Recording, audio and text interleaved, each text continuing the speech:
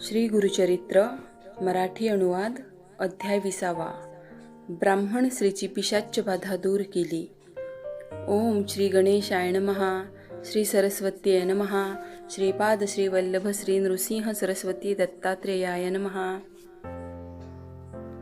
नामधारकाने सिद्धमुनींना विचारले, महाराज, श्री गुरु नृसिंह सरस्वती योगिनींना आशीर्वाद देऊन गाणगापुरास गेले, तरी ते गुप्त रूपाने औदुंबर क्षेत्री राहिले असे तुम्ही सांगितले. याचा प्रत्यक्ष अनुभव कधी कोणाला आला का? श्री गुरु गाणगापुरास गेल्यानंतर पुढे काय झाले ते सविस्तर मला सांगावे. मला ते ऐकण्याची फार इच्छा आहे. नामधारकाने असे विचारले असता सिद्धमुनींना फार आनंद झाला. ते म्हणाले, नामधारका, औदुंबराचे महात्म्य किती सांगावे. आजपर्यंत अनेक चमत्कार झाले आहेत. ते सगळे सांगणे शक्य नाही, पण त्यातील एक मोठा अद्भुत चमत्कार सांगतो, तो लक्षपूर्वक ऐक. शिरोळ नावाच्या गावात गंगाधर नावाचा एक ब्राह्मण होता. त्याची पत्नी शांत सरळ स्वभावाची होती. कशास काही त्यांना कमी नव्हते. परंतु त्यांना एक मोठे दुःख होते. त्यांना झालेला मुलगा जगत नसे. एक पिशाच्च त्यांना झालेल्या मुलाला मारून टाकत असे. त्यांना 5 पुत्र झाले, पण त्यातील कोणीही जगला नाही. त्यामुळे ती ब्राह्मण स्त्री अतिशय दुःखी होती. मुले जगावीत म्हणून त्या दोघांनी अनेक नवस सायास व्रते उपवास केले, अनेक देवदेवतांची आराधना उपासना केली, पण कशाचा काही उपयोग म्हणून झाला नाही. त्यामुळे ती पतिपत्नी अतिशय निराश, उदास, दुःखी असत. आता यावर काय उपाय करावा? प्रत्येक वेळी मुलगा जन्मास आला असता मरतो, याचे कारण काय आणि यावर उपाय काय, असे गंगाधराच्या पत्नीने त्याच गावातील एका ब्राह्मणाला विचारले असता त्या ब्राह्मणाने त्यावर बराच विचार केला. त्याने अंतर्ज्ञानाने सर्व काही ओळखले. मग तो तिला म्हणाला, तुझे पूर्वजन्मातील कर्मच या दुर्भाग्याला कारणीभूत आहे. पूर्वजन्मी तू शौनक गोत्रातील एका ब्राह्मणाकडून ऋण घेतले होते. त्याचे कर्ज तू फेडले नाहीस. त्याने तुझ्याकडे अनेक वेळा मागणी केली, पण तू त्याच्या धनाचा अपहार केलास, त्याला फसविलेस. तो मोठा द्रव्यलोभी होता. शेवटी त्याने पैशांसाठी प्राण सोडले. त्याच्या मृत्यूला तूच कारणीभूत झालीस. त्यामुळे तुला दुहेरी पातक लागले. त्या ब्राह्मणाच्या मृत्यूनंतर त्याची उत्तरक्रियाही केलेली नाही. त्यामुळे तो पिशाच्च झाला आहे. तो तुझा गर्भपात करतो आणि मुलाचा जन्म झाला तर तो त्याला मारून टाकतो.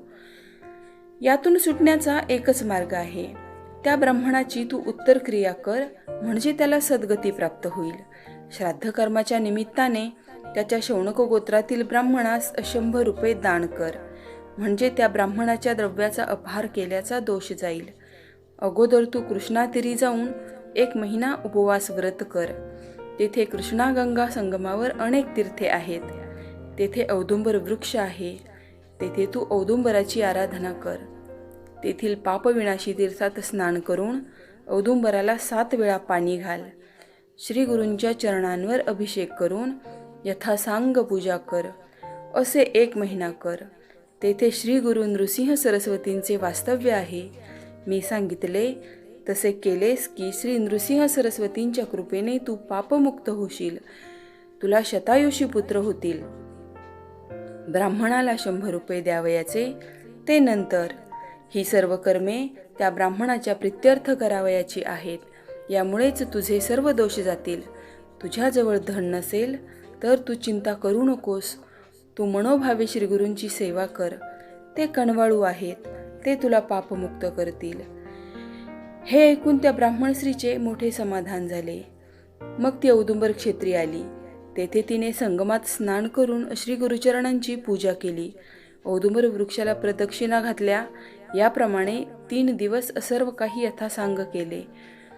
3ऱ्या दिवशी ती झोपेत असताना तो आत्महत्या केलेल्या ब्राह्मणाला आणि तिला दरडावून म्हणाला, तू माझे 100 रुपये दे, नाहीतर मी तुला ठार मारेन. इतकेच काय, पण मी तुमचा वंश वाढू देणार नाही. तुझे सगळे प्रयत्न व्यर्थ आहेत. तुला पुत्र होणार नाही. झालाच तर तो जगणार नाही. असे म्हणून तो पिशाच्च ब्राह्मण त्या स्त्रीला मारण्यासाठी धावला. भयभीत झालेली ती स्त्री औदुंबराआड लपली. तेथे तिला श्री गुरु दिसले. ती ती त्यांच्या मागे लपून बसली. श्री गुरूंनी तिला अभय दिले. मग त्यांनी त्या पिशाच्य ब्राह्मणाला दरडावून विचारले, काय रे, तू या स्त्रीला कशासाठी मारतो आहेस? यावर पिशाच्य ब्राह्मण म्हणाला, स्वामी, या स्त्रीने गतजन्मी माझ्या धनाचा अपहार केला. त्या दुःखाने मी प्राणत्याग केले. स्वामी, आपण कणवाळू आहात, कृपाळू आहात, तुमचे सर्वांवर प्रेम आहे. तुम्ही या स्त्रीची बाजू घेऊन पक्षपात करू नये.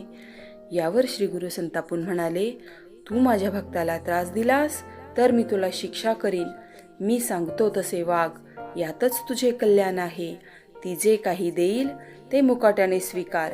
तुला ताबडतोब चालू लाग. माझ्या भक्ताचे रक्षण कसे करायचे ते मी पाहीन. मी माझ्या भक्ताची वंशवृद्धी करीन. आता जर पुन्हा परत आलास तर मी तुला कडक शिक्षा करीन. श्री गुरूंनी असे ठणकावून सांगितले असता वरमलेला तो पिशाच्य ब्राह्मण श्री गुरूंना वंदन करून म्हणाला, स्वामी, माझे भाग्य थोर म्हणून तुमचे दर्शन घडले. आता माझा उद्धार करा. तुम्ही आज्ञा कराल तसे मी वागेन. यावर श्री गुरु म्हणाले, या ब्राह्मण स्त्रीने तुझे उत्तर कार्य केल्यावर 10व्या दिवशी तुला सद्गती प्राप्त होईल. त्या ब्राह्मण पिशाच्याने ते मान्य केले. मग श्री गुरु त्या ब्राह्मण स्त्रीला म्हणाले, तुझ्याजवळ जे काही थोडेफार धन असेल ते त्या ब्राह्मणाच्या नावाने खर्च कर. अष्टतीर्थांत स्नान करून औदुंबराला जलाभिषेक कर. असे केलेस की तुझे ब्रह्महत्या पाप नाहीसे होईल. तुला दीर्घायुषी कन्यापुत्र होतील. हे सगळे त्या स्त्रीने स्वप्नात पाहिले, ऐकले. तिला एकाएकी जाग आली. तिने डोळे उघडून इकडे तिकडे पाहिले, पण कोणीच दिसत नव्हते. स्वप्नात आलेली गुरुमूर्ती तिच्या मनात ठसली होती. स्वप्नात श्रीगुरूंनी सांगितलेले सर्व काही तिने केले. ती ब्रह्महत्या पातकातून मुक्त झाली व त्या पिशाच्यालाही मुक्ती मिळाली. एके दिवशी श्रीगुरूंनी तिला स्वप्नात दर्शन दिले. 2 नारळ तिच्या ओटीत घालून ते म्हणाले, आता तू व्रताचे उद्यापन कर. तुला शतायुषी आणि ज्ञानी पुत्र होतील. तुमची वंशवृद्धी होईल. आता कसलीही चिंता करू नको. श्री गुरूंनी असे सांगितले असता त्या ब्राह्मण दाम्पत्याला अतिशय आनंद झाला. त्यांनी श्री गुरूंच्या आज्ञेनुसार व्रताचे उद्यापन केले. ती ब्राह्मण स्त्री शापमुक्त झाली. काही दिवसांनी त्या स्त्रीला श्री गुरूंच्या आशीर्वादाने 2 पुत्र झाले. मोठ्या पुत्राचे मौंजी बंधन केले व धाकट्या पुत्राचे 3ऱ्या वर्षी चूडाकर्म करण्याचे निश्चित केले. परंतु चूडाकर्म विधीच्या आदल्या दिवशी मध्यरात्री तो मुलगा अचानक आजारी पडला आणि मरण पावला. आईवडिलांना अतिशय दुःख झाले. मुलाचे प्रेत मांडीवर घेऊन ब्राह्मण स्त्री मोठमोठ्यांदा रडू लागली. नात्या गोत्यातील लोक जमले. सर्वांनी परोपरीने समजूत घालण्याचा प्रयत्न केला, पण त्याचा काहीही उपयोग झाला नाही. लोक म्हणाले, जे विधी लिखित असते ते टळत नाही. देवांनाही मरण टळत नाही. तेथे आपल्यासारख्या माणसांची काय कथा. काळ हा मोठा बलवान आहे. लोकांनी तिला समजाविण्याचा खूप प्रयत्न केला, पण तिला ते पटत नव्हते. ती म्हणाली, असे कसे होईल? औदुंबर क्षेत्री वास्तव्य करणारे श्री नृसिंह सरस्वती श्री दत्तात्रेयांचे अवतार आहेत. तुला दीर्घायुषी पुत्र होतील असा त्यांनी आशीर्वाद दिला आहे, तरीही असे कसे घडले? श्री गुरूंच्या वचनाला कमीपणा येत असेल तर विश्वास तरी कोणावर ठेवायचा? आता मी काय करू? मला मरण आले तर बरे होईल. आता मी प्राणत्याग करीन. असे म्हणून ती श्री गुरूंना दोष देऊ लागली. ती म्हणाली, स्वामी महाराज, तुमचे वचन खोटे कसे ठरले? तुमचे वचन म्हणजे ब्रह्मवाक्य, त्याला आज तडा गेला. तुम्ही ध्रुवाला, बिभीषणाला वर दिलात, हे तरी कसे म्हणायचे खरे? तुम्ही माझी उपेक्षा केलीत. वाघाला घाबरलेली गाय एखाद्याच्या आश्रयाला जावी आणि घात व्हावा, तसेच हे घडले आहे. रंजले गांजलेले अनेक जण मोठ्या आशेने औदुंबर क्षेत्री येतात, तुमची सेवा करतात. आता त्यांनी विश्वास कसा ठेवायचा? आता तुमची उपासना कोण आणि कशासाठी करील? असे बोलून ती अतिशय शोक करू लागली. प्रेताला कवटाळून ती रात्रभर रडत होती. अंत्यविधीसाठी पुत्राचे प्रेत देत नव्हती. आता मलाही जाळा असे म्हणू लागली. लोक नाईलाजाने घरी परत गेले. याच वेळी तेथे एक बालब्रह्मचारी आला. त्याने त्या स्त्रीला शांत करण्याचा प्रयत्न केला. इतकी कथा सांगून सिद्धमुनी नामधारकाला म्हणाले, नामधारका, तो बालब्रह्मचारी म्हणजे मनुष्यवेश धारण केलेले श्री गुरु नृसिंह सरस्वती होते. त्यांनी त्या स्त्रीला शांत करण्यासाठी जो उपदेश केला तो मी तुला सांगतो. ग्रंथकार सरस्वती गंगाधर सांगतात, हे श्री गुरुचरित्र भक्तिभावाने श्रवण पठण करणारा मनुष्य शतायुषी होईल. या ग्रंथाचे परमश्रद्धेने श्रवण करणाऱ्याला कोणतीही शारीरिक व्याधी होणार नाही. झाली असल्यास ती तत्काळ नाहीशी होईल. हे माझे शब्द माना. अशा रीतीने श्री गुरुचरित्रामृतातील ब्राह्मण स्त्रीची पिशाच्य बाधा दूर केली नावाचा 20वा अध्याय समाप्त. श्री गुरु दत्तात्रेयार्पणमस्तु. श्री स्वामी समर्थ महाराज की जय.